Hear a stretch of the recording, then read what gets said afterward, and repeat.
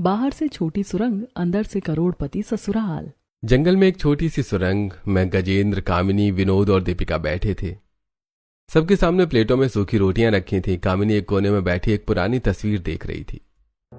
ये भगवान, कैसी किस्मत लिख दी तूने हमारी। ये सूखी रोटियां गले से नीचे नहीं उतरती। शहर में दिन भर धक्के खाए पर कोई काम देने को राजी नहीं है। कपड़े फटे देखकर लोग दूर से इसे भगा देते हैं। समझ ही नहीं आ रहा है कल का चूल्हा कैसे जलेगा।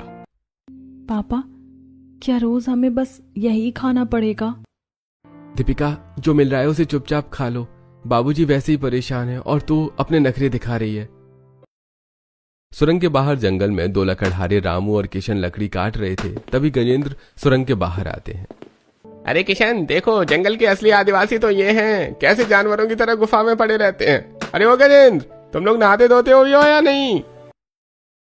अरे रामू छोड़ ना, क्यों ना भिखारी के मुंह लग रहा है। गजेंद्र कुछ नहीं बोलता और वहां से चला जाता है। अगले दिन धूप में गजेंद्र और विनोद लकड़ियां काट रहे थे। वहीं पास के एक छोटे से तालाब में कामिनी और दीपिका मछलियां पकड़ रही थी। शिट यार, मेरे नेल्स में पूरी कीचड़ भर गई। ये मछली है या नागिन, हाथ में ही नहीं आ रही। चुपचाप पकड़ ले महारानी। अगर आज ये 2 मछलियां नहीं मिली ना तो रात को हवा खाकर सोना पड़ेगा। कुछ समय बीत जाता है। सभी वापस सुरंग में लौटते हैं और मछली पकाकर खाते हैं। अगले दिन दोपहर को गजेंद्र और विनोद काम की तलाश में शहर में भटक रहे थे। कई जगह से ना सुनने के बाद वो एक बड़े होटल में काम मांगने गए। सेठ जी, सुबह से कुछ नहीं खाया, कोई भी काम दे दो, हम कर लेंगे, बस थोड़ा सा पैसा दे देना। पैसे? अरे शक्ल देखिए अपनी, ऐसा लग रहा है जैसे गटर से निकल कर आए हो। चलो, वो पीछे बर्तन का बाड़ लगा है, उन्हें साफ कर दो, कुछ पैसे दे दूंगा। विनोद और गजेंद्र दिन भर बर्तन मांजते हैं और फिर रात को काम खत्म करके जाने लगते हैं। सेठ जी, सारे बर्तन धो दिए, अब हमारी मजदूरी के पैसे दे दीजिए, हमें बहुत दूर जंगल में जाना है। कोई पैसे वैसे नहीं है, ये ले, कस्टमर का बचा हुआ झूठा खाना है, इसे खा लेना और अब दफा हो जाओ यहाँ से भिखारियों। पर सेठ जी, हमारी मेहनत। निकलो यहाँ से, वरना पुलिस बुलाकर चोरी के इल्जाम में अंदर करवा दूंगा। विनोद और गजेंद्र वो खाना लेकर वहां से चले जाते हैं और अपनी सुरंग में पहुंचते हैं। आज मेरी किस्मत सच में मेरे मुंह पर हंस रही है। मेरे पति और मेरे बेटे को दिन भर मेहनत करने के बाद लोगों का जूठा खाना मिला। कोई बात नहीं माँ, गरीबी में नखरे नहीं चलते। तभी दीपिका पीछे रखे एक पुराने और गंदे थैले में से कुछ कपड़े निकाल रही होती है कि अचानक थैले में से एक चम्मच गिरती है जो कि दिखने में बिल्कुल सोने जैसी थी। अगली शाम विनोद शहर से काम करके लौट रहा था। तभी उसे एक कार दिखती है जिसका एक्सीडेंट हुआ था। अरे, कोई है अंदर, हेलो। कार के अंदर निहारिका बेहोश पड़ी थी। विनोद जल्दी से कार का दरवाजा खोलता है और निहारिका को बाहर निकालकर अपने साथ सुरंग में ले जाता है। माँ, जल्दी आओ, दीपिका जल्दी से पानी लाओ, एक्सीडेंट हुआ है इसका। हे भगवान, ये कौन है बेटा? दीपिका, वो कोने में पिसी रखी हुई जड़ी बूटियां लेकर आ जल्दी। कामिनी और दीपिका निहारिका का जड़ी बूटियों से इलाज करती हैं। 1-2 दिन बाद निहारिका को होश आता है। मैं कहाँ हूँ? ये कैसी डरावनी जगह है और तुम लोग कौन हो? मुझे मेरे घर जाना है। मेरे चाचा चाची मेरा वेट कर रहे होंगे। कहीं तुम लोगों ने मुझे किडनैप तो नहीं किया? रिलैक्स, किसी ने किडनैप नहीं किया है आपको। 2 दिन पहले जंगल के रास्ते पर आपकी कार का बहुत भयंकर एक्सीडेंट हुआ था। मैं आपको वहां से निकाल कर यहाँ लाया हूँ। घबरा मत बेटी, हम गरीब जरूर हैं लेकिन लुटेरे नहीं। हमने जड़ी बूटियां लगाकर तो तेरा इलाज किया है। तू 2 दिन से बेहोश थी। ओह, आई एम सो सॉरी, मैं बहुत डर गई थी। आप लोगों ने मेरी जान बचाई, थैंक यू सो मच। आप लोग बहुत अच्छे हैं, पर मुझे अब जाना होगा। मेरे चाचा चाची टेंशन से पागल हो रहे होंगे। निहारिका सुरंग से बाहर आती है। उसके बाद विनोद भी बाहर आता है। तभी वहां उसके चाचा उसे ढूंढते हुए आ जाते हैं। चाचा जी, चाची, थैंक गॉड आप लोग आ गए। बस वहीं खड़ी रह, हमारे पास आने की जरूरत नहीं। 2 दिन और 2 रात से घर से गायब है तू, और अब यहाँ इस जंगल में इस अनजान लड़के के साथ खड़ी है। चाची, ये आप लोग क्या बोल रहे हैं? मेरा एक्सीडेंट हो गया था, मेरी कार। अरे कार गई भाड़ में, तूने हमारी नाक कटवा दी। इस समाज में, मोहल्ले में 4 लोग क्या कहेंगे कि हमारी भतीजी 2 रात तक इस भिखारी लड़के के साथ एक गुफा में थी। क्या क्या गोल खिलाए होंगे तूने यहाँ, ये हम अच्छे से समझ रहे हैं। चाचा जी प्लीज, आप मुझे गलत समझ रहे, मेरी बात तो सुनिए। अरे चुप कर, ये टीवी सीरियल वाली कहानी हमें मत सुना। तभी गजेंद्र और कामिनी सुरंग के बाहर आते हैं। अरे साहब जी, बच्ची सच कह रही है, ये 2 दिन से बेहोश हालत में थी, आज ही इसे होश आया है। ए भिखारी, तू मुझे मत सिखा। और तू कान खोल कर सुन ले, अब तू हमारे घर वापस नहीं आएगी। अगर तुझे साथ ले गए ना तो लोग हम पर थूकेंगे। वैसे भी तू हमारे सिर पर एक बोझ ही थी। चलो अच्छा हुआ, इसी बहाने तुझसे छुटकारा तो मिला। किशोर और सीमा ये कहकर वहां से चले जाते हैं। उनके जाने के बाद निहारिका जमीन पर बैठकर जोर जोर से रोने लगती है। आप रोइए मत, वो फिल्मों में एक डायलॉग है ना, जिसका कोई नहीं होता उसका ऊपर वाला होता है। आज से हम ही तुम्हारा परिवार है। पर मैं यहाँ कैसे रहूंगी? मैं तो आप लोगों पर बोझ बन जाऊंगी। अरे कैसा बोझ, ये छोटी सी सुरंग है, इसी में तुम भी एडजस्ट कर लेना। हम लोग दिन भर मेहनत मजदूरी करने जाते हैं, जो रूखा सूखा हम खाएंगे उसी में तुम्हें खिला देंगे, पर तुम्हें कभी भूखा नहीं सोने देंगे। कुछ समय बीत जाता है और रात हो जाती है। निहारिका एक चटाई पर लेटी थी, उसे बिल्कुल भी नींद नहीं आ रही थी। ओह शिट, कहाँ मैं अपने रूम में एसी चलाकर गद्दे पर सोती थी और कहाँ ये उबड़ खाबड़ जमीन और ये चुभने वाली चटाई पर मुझे सोना पड़ रहा है। सीरियसली लाइफ ने मेरा एकदम मोए मोए कर दिया है। पर अब कर भी क्या सकती हूँ, चाचा चाची ने तो मुझे कचरे की तरह निकाल फेंका। अब जब तक कोई रास्ता नहीं मिलता तब तक मुझे यहीं एडजस्ट करना पड़ेगा। अगली सुबह विनोद अपनी कुल्हाड़ी उठाकर लकड़ियां काटने के लिए जंगल की तरफ जा रहा था। निहारिका भी जल्दी से उठकर उसके पीछे पीछे जाने लगती है। लाओ कुल्हाड़ी मुझे दो, मैं भी लकड़ी काटूंगी। मैं यहाँ फ्री की रोटियां नहीं तोड़ने वाली। अरे रहने दो मैडम, ये कोई लैपटॉप का कीबोर्ड नहीं है जो तुम अपनी आसानी से चला लोगी, चोट लग जाएगी। अरे लाओ भी, मुझे सब आता है। निहारिका विनोद से कुल्हाड़ी लेकर कुल्हाड़ी को एक लकड़ी पर मारती है, लेकिन कुल्हाड़ी फिसलकर निहारिका के हाथ में लग जाती है और उसे चोट लग जाती है। मम्मा बहुत तेज दर्द हो रहा है, खून आ गया। अरे कहा था ना मैंने, तुम लोग एकदम फूलों जैसी नाजुक होती हो, तुमसे ये सब मेहनत वाला काम नहीं होगा, रुको जरा। विनोद जल्दी से पास से एक पेड़ की पत्ती तोड़ता है और निहारिका के घाव पर लगा देता है। माना कि मैंने ये सब कभी नहीं किया, लेकिन अब जब किस्मत ने यहाँ लाकर पटक ही दिया है तो मुझे इस दर्द और मेहनत की आदत डालनी पड़ेगी। रात का समय हो जाता है। सुरंग में सभी बैठकर खाना खा रहे थे। सभी की थाली में थोड़ा थोड़ा खाना रखा हुआ था। निहारिका ने अपना खाना खत्म कर लिया था। शिट यार, मेरा तो पेट ही नहीं भरा, पर अब मैं और कैसे मांगू? इनके पास तो खुद खाने को इतना कम है। विनोद निहारिका को देख रहा था और वो उसके मन में चल रही बात को समझ गया था। मेरा तो पेट भर गया, आज लकड़ियां काटते वक्त जंगल में बहुत सारे मीठे फल मिल गए थे, मैंने वही दबा कर खा लिए। विनोद अपने हिस्से का खाना निहारिका को दे देता है। ये लो, ये तुम खा लो। थैंक यू विनोद, तुम सच में बहुत अच्छे हो। कुछ समय बीत जाता है। निहारिका सुरंग के बाहर खड़ी थी और बहुत दुखी थी। तभी विनोद उसके पास आता है। अरे क्या बात है मैडम, ऐसे देवदास वाली शक्ल बनाकर क्यों खड़ी हो? कहीं चांद को देखकर अपने उस एसी वाले रूम को तो मिस नहीं कर रही? नहीं, बस ऐसे ही, नींद नहीं आ रही थी। अरे नींद कैसे आएगी, यहाँ कोई अरिजीत सिंह के सैड सॉन्ग थोड़े बज रहे हैं। वैसे तुम्हारी शक्ल इस वक्त बिल्कुल अर्जुन कपूर की तरह लग रही है, जिसे देखकर समझ ही नहीं आता कि वो हंस रहा है या रो रहा है। शट अप विनोद, तुम बहुत मजाक करते हो। निहारिका और विनोद दोनों बातें करने लगते हैं। सुरंग के अंदर खड़े कामिनी और गजेंद्र उन्हें देख रहे थे। देख रहे हो जी, दोनों साथ में कितने अच्छे लग रहे हैं। बेचारी जब से आई थी आज पहली बार इतना खुलकर हंसी है। अगले दिन रात को पूरी फैमिली साथ बैठकर खाना खा रही थी। पता है, इस सूखी रोटी को खाकर मुझे आज सुशी की बहुत याद आ रही है। मेरी फेवरेट डिश थी वो।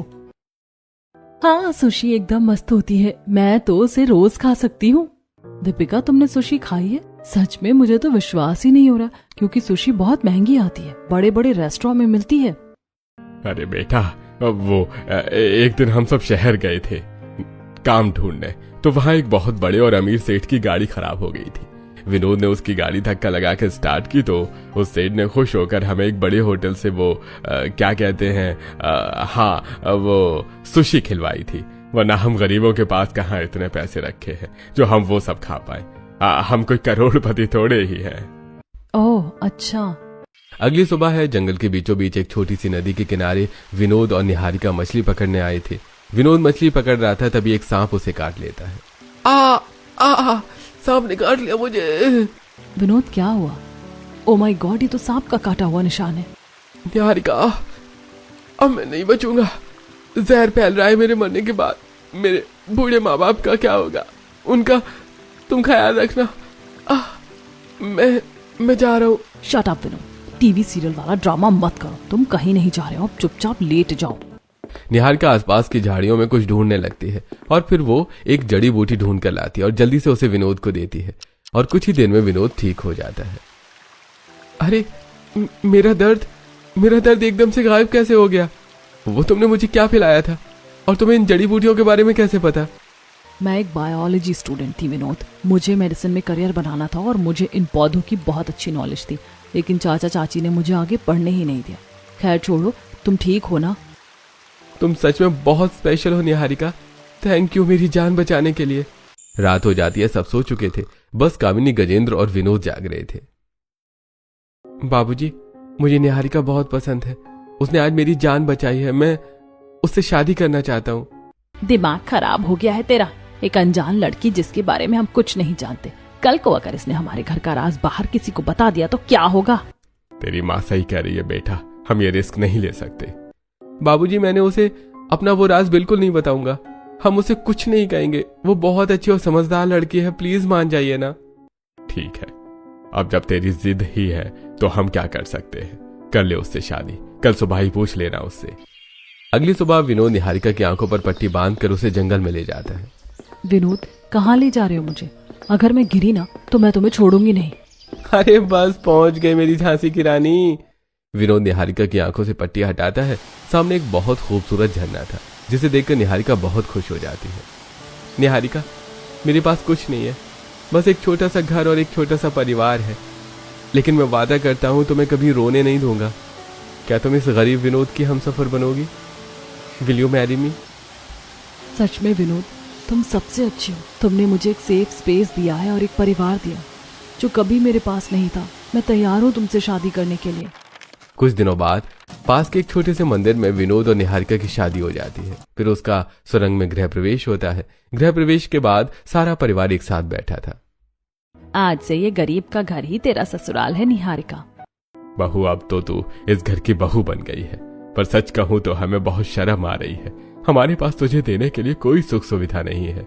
हमारे पास अच्छा काम धंधा भी नहीं है।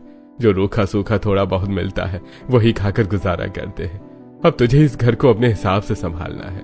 पापा जी, आप लोग बिल्कुल फिक्र मत कीजिए, मैं सब कुछ अच्छे से संभाल लूंगी। मेरे चाचा चाची ने तो मुझे कचरे की तरह निकाल दिया था, पर आप लोगों ने मुझे अपनाया। मैं सब कुछ ठीक कर दूंगी, ये मेरा वादा है।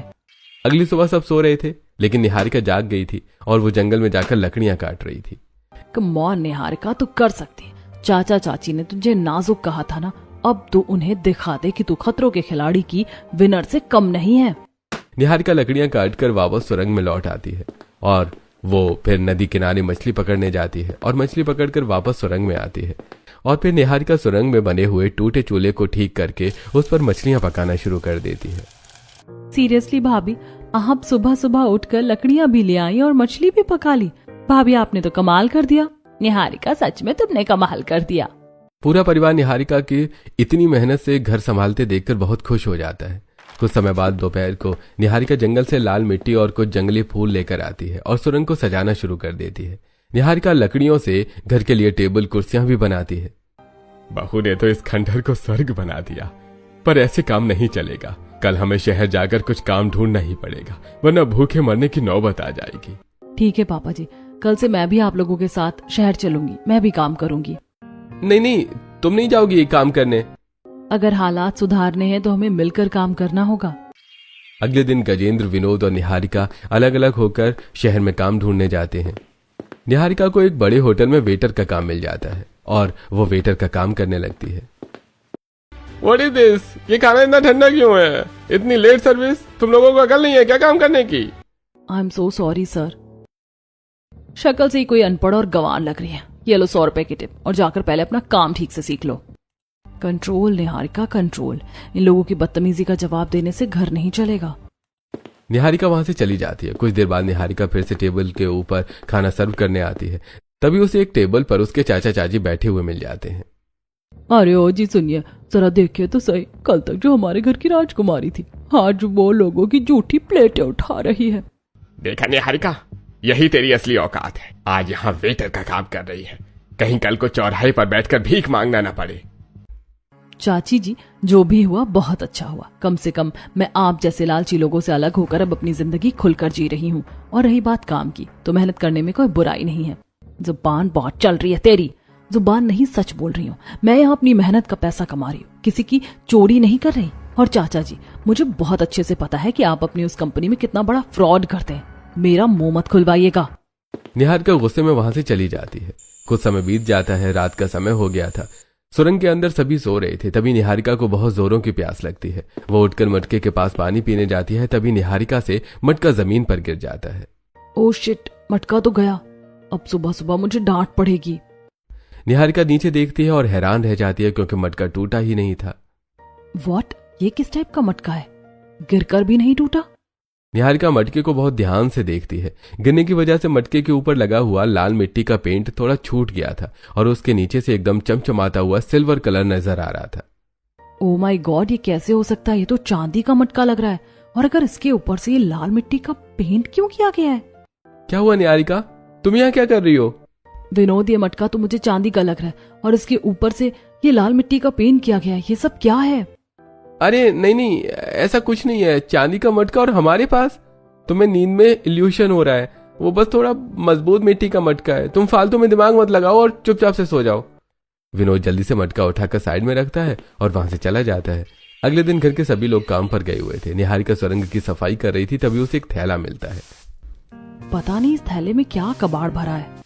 निहारिका थैले का सामान बाहर निकालती है। थैले में से कुछ कपड़े निकलते हैं और साथ में एक चमचमाती हुई चम्मच निकलती है। ये तो प्योर गोल्ड की चम्मच लग रही है। तभी निहारिका की नजर एक पुरानी तस्वीर पर जाती है। तस्वीर में एक बहुत ही हैंडसम और अमीर सा दिखने वाला लड़का सूट पहने खड़ा था। ये लड़का कौन है? इसकी शक्ल तो विनोद से मिलती जुलती है। ये तस्वीर यहाँ क्या कर रही है? कल रात को वो ना टूटने वाली चांदी का मटका और अब ये सोने की चम्मच।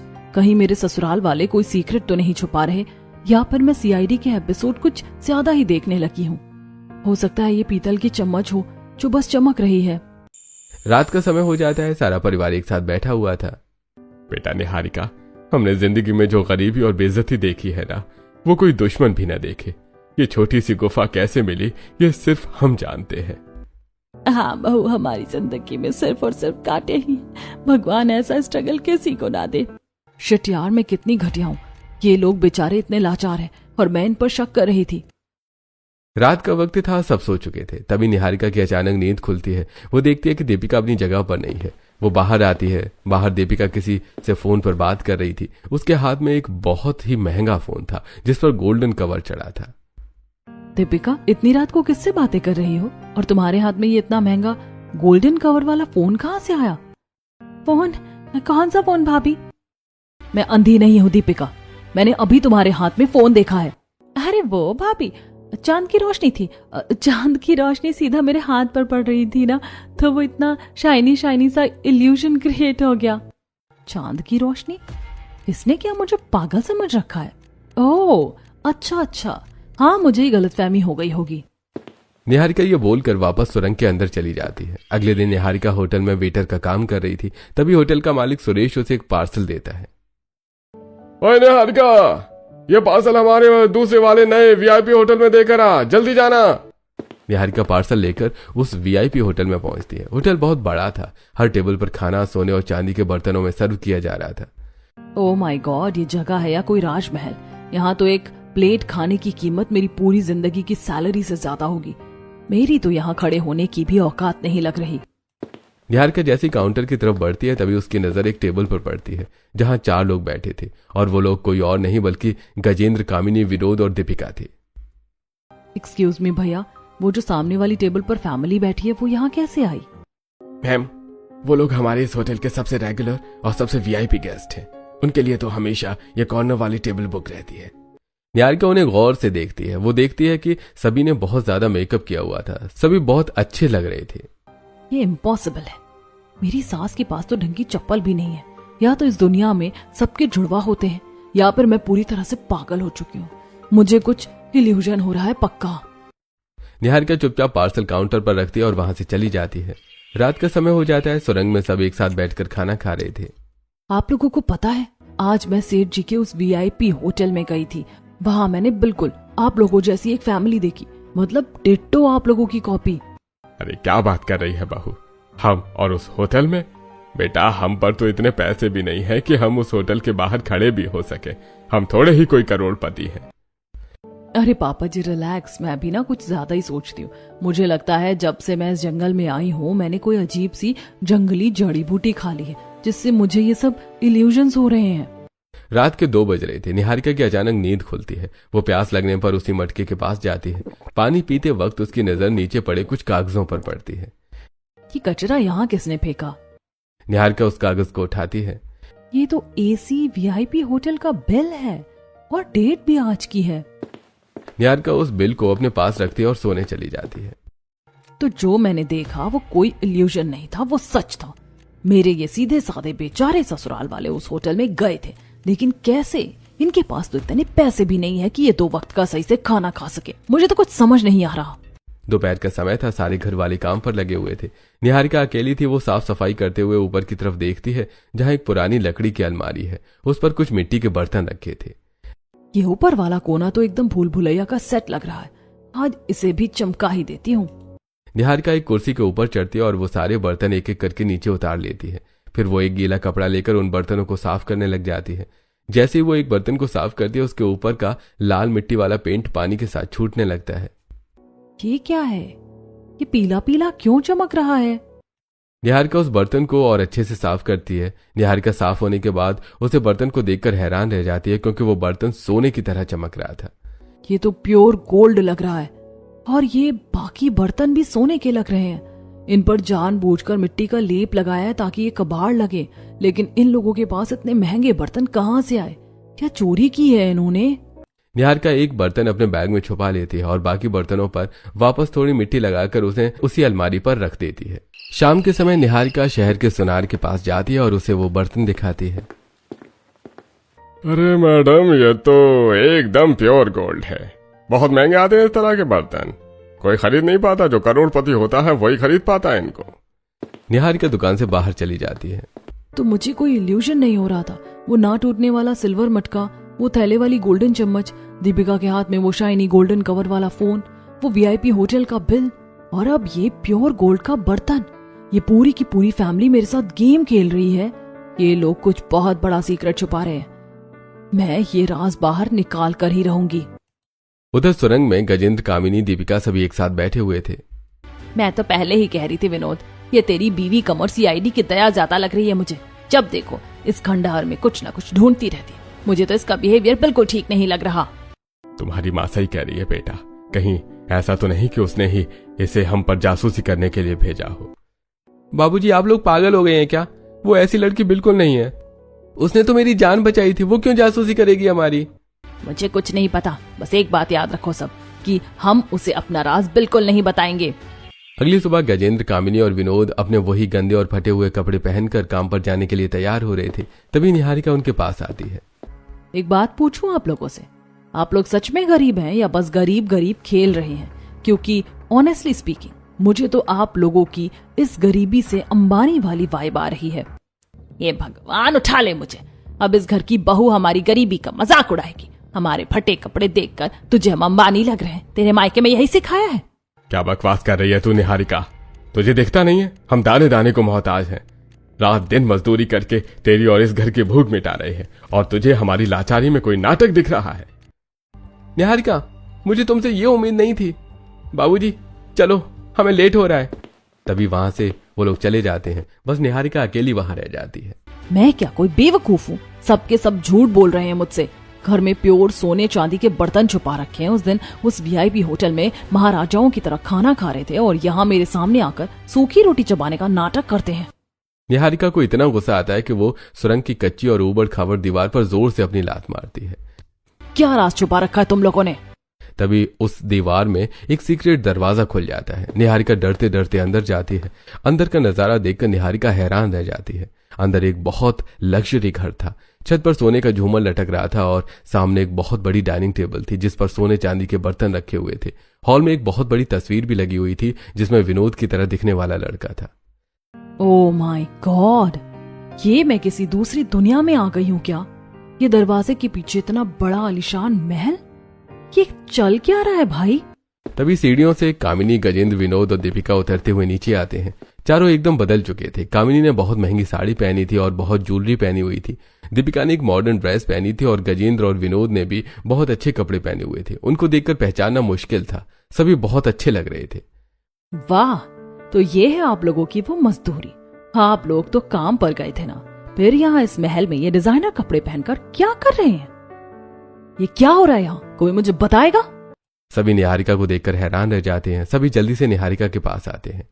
शांत हो जा बेटा, तूने जो देखा वो सच है। और ये इनकी फोटो मैंने सुरंग में भी देखी थी। कौन है ये? मुझे सब बताइए। मुझे कुछ समझ नहीं आ रहा कि ये सब क्या हो रहा है। बेटा, यह हमारा असली घर है। हम दुनिया से छुप कर यहाँ रहते हैं। एक दरवाजा उस सुरंग में खुलता है और एक सीक्रेट दरवाजा पीछे की साइड जंगल में है, जहाँ से हम अभी यहाँ आए हैं। पर क्यों ये लुका छिपी? क्यों? मुझे कुछ समझ में नहीं आ रहा। मुझे सब कुछ साफ साफ बताइए। क्योंकि बहू, इस पैसे ने हमारा सब कुछ उजाड़ दिया था। तो पूछ रही थी ना ये तस्वीर में कौन है? यह हमारा बड़ा बेटा विक्रम था, विनोद का बड़ा भाई। हम शुरू से ही इस शहर के बहुत अमीर लोग थे। हमारा विक्रम बहुत सीधा था। उसने एक लड़की से लव मैरिज की थी जिसका नाम रिया था। वो लड़की नहीं, चुड़ैल थी।